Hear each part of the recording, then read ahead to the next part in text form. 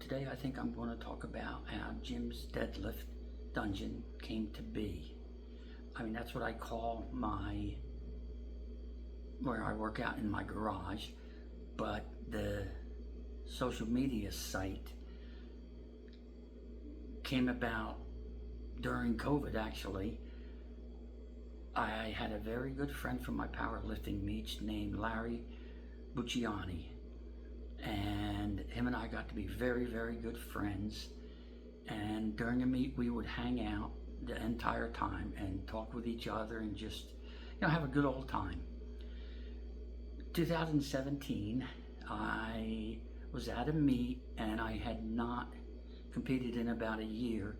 So my strength was down just a little bit, but I opened up with 405 pounds. Then I went up to 435 pounds. Now in powerlifting, you get 3 attempts.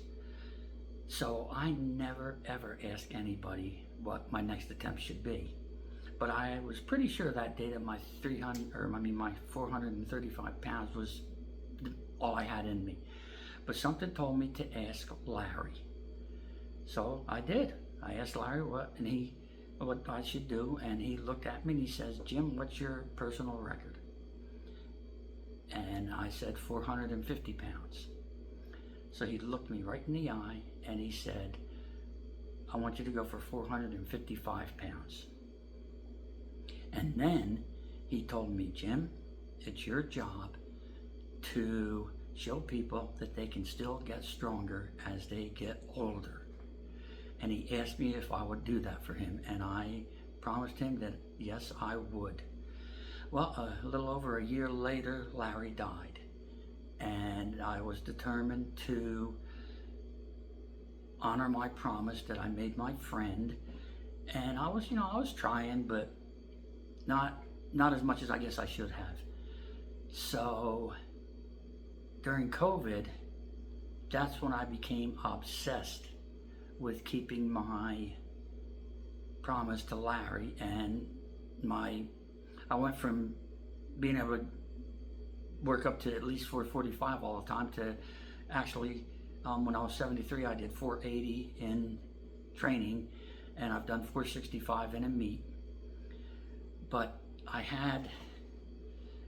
can be a little political on Facebook, and my daughter has a friend who she grew up with. They have been BFFs for years, and her name is Melissa.